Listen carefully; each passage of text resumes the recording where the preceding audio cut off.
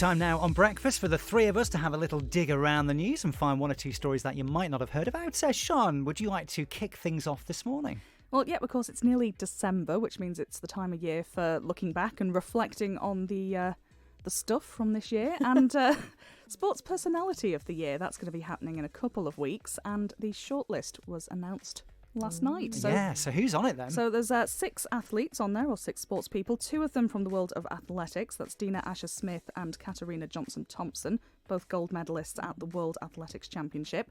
There is 6-time Formula One world champion Lewis Hamilton. Raheem Sterling, of course, from Manchester City and England. Ben Stokes, the England cricketer, and also Alan Wynne-Jones, the Wales rugby captain.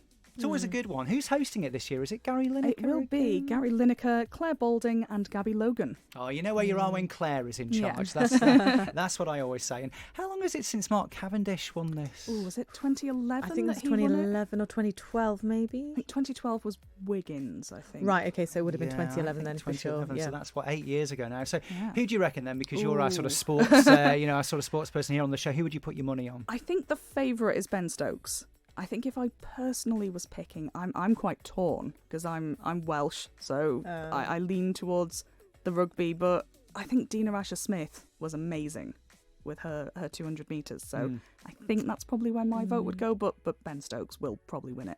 Yeah, I think it could well be, couldn't it? So this is taking place in a couple of weeks. Yeah, this is Sunday the 15th of December. Will be on BBC if you're interested, and the ceremony taking place in Aberdeen this year. Right. Gosh, that's it's usually London or Manchester, I think. They've started moving it around a little bit more recently. I think it's been in Sheffield in the last couple of years and a few different locations. All right, so one to look out for there. What have you got for us this morning? Some record-breaking news, I believe. Yeah, absolutely. Yeah, this is the AMAs, the American Music Awards, obviously annual event, and there's always lots of talk about the best pictures and the best performances of the night, and there's loads of controversy being shrouded around Taylor Swift as she was having this sort of feud with a former record label about what song she could play. Well, putting that aside, she's beaten the record, not just set by anyone, by Michael Jackson himself, the king of pop.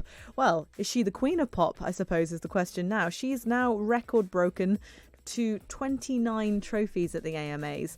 Now, Michael Jackson received 24. So by 5. Yeah. Not just by a little way. So she got Artist of the Year this year. And I suppose we were talking before about how Michael Jackson seems like such an eminent name in the world of pop music.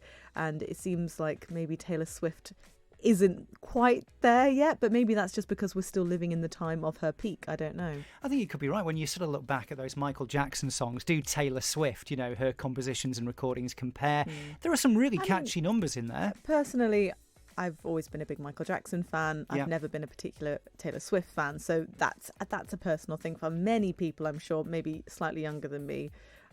There's no comparison, and they'll love her. Is it an age thing, though? You sort of think, for us, Michael Jackson, as far as pop music is concerned, he is right up there. Taylor Swift, sort of, who's this young pretender to the throne coming through? But you can't argue with 29 And she does write pretty much all her stuff, and you can't deny that she's written some very catchy and very successful music. Yeah, so. Shake it off, I think. And what's your favourite, Sian? Have you got God, my favourite Taylor Swift? I don't know.